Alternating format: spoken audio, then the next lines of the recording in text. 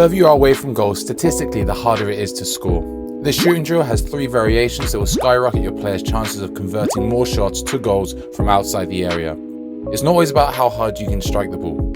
For the setup, you'll need half a pitch, 1 large goal, 4 cones, and 2 teams of 3 to 4. For the first variation, the teams are competing against each other to score the most amount of goals. One player will start on the cone on the edge of the area with their teammates opposite them on the byline. The player receiving the ball will check out and use their back foot to take a touch inside, going behind the cone and then taking their shot on goal. The player playing the pass will now rotate to the cone so now they can take their shot. If the players are able to score a goal, they will gain 1 point. You can also reward the players with more points for making their shots into the corners of the goal marked by cones. These are the parts of the goal where the keeper will find it hardest to reach.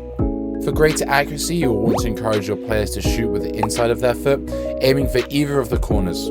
Make sure to swap the teams around so they are able to practice using their left foot and their right foot.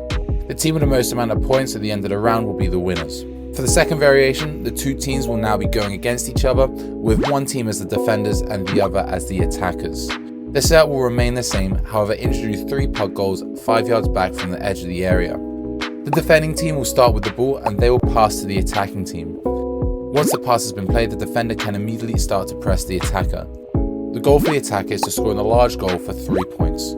However, if the defender can win the ball and score in any of the puck goals, they will gain 1 point. At the end of the timer, swap the defenders and attackers so they both had a chance to shoot. Remember to swap sides as well to ensure players are shooting using their left and their right foot.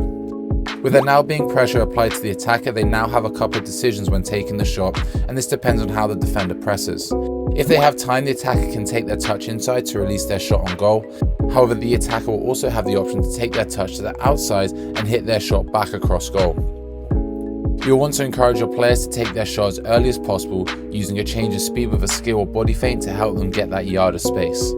For variation 3, the 1v1 will now progress into a 2v2. For the setup, use the same sized area with the defender starting on the cones next to the goal and the attacker starting on the cones on the edge of the area. The defenders will start with the ball and pass the ball to the attackers.